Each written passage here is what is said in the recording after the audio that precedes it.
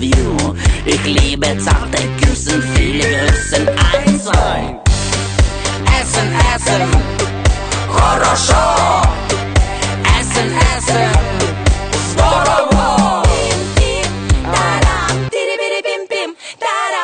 Salut, c'est Mathieu de Ludovox et aujourd'hui je suis sur le stand de Goliath en compagnie de Dominique Breton et Cédric Chaboussi. Bonjour Dominique et bonjour Cédric. Salut. Salut. Et autre chose, nous sommes à Essen au jour 2 de la fête du Speed Messe de Essen. Et donc on est là avec un jeu dont vous êtes les co-auteurs, The Eyes, ou alors Les Yeux en français. Il est à noter que ceci est la boîte allemande qui est beaucoup plus grosse que la boîte française. Tout à fait. Alors The Eyes ou Les Yeux, ça se joue à combien? Alors ça se joue à 2 joueurs ou plus, sachant que comme on joue tous en même temps, tant qu'on peut mettre du monde autour de la table, on peut jouer. Voilà. Ok, et ça se joue pour des joueurs de quel âge? C'est écrit sur la boîte, c'est 6+. Ah mais moi je vois l'arrière de la boîte. Et ça dure 10 minutes. D'accord. Oui, c'est très rapide, ouais. Ça dure une dizaine de minutes. Ouais. Alors maintenant qu'on a passé ces informations et que j'ai absolument lu l'arrière de la boîte, je vais la poser à côté de moi et vous allez m'expliquer comment on joue à les yeux, aux yeux. Ok. Alors dans les yeux, le but du jeu ça va être de collecter des yeux et on va devoir les collecter par paire. Et forcément par des paires qui vont bien ensemble.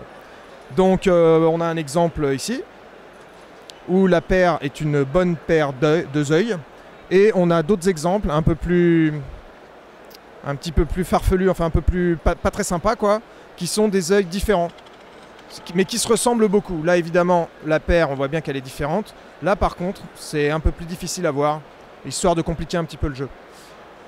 Du coup, une paire de yeux corrects c'est 2 points à la fin de la partie. Une paire de yeux incorrects c'est -1 point. Voilà.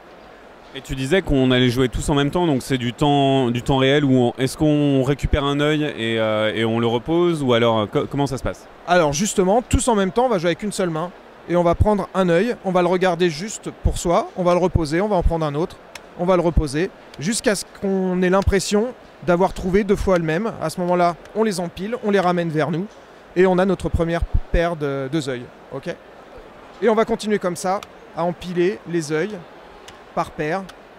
Et comme en fait les yeux sont en nombre, certains en nombre impair, il y en a soit 3, soit 4, soit 5 exemplaires, à la fin il va forcément rester un nombre de yeux qui sont tout seuls, qui ne peuvent pas être appareillés parce qu'il n'y en a plus des comme eux. Et c'est là qu'on va arrêter la partie et qu'on va pouvoir comptabiliser les points.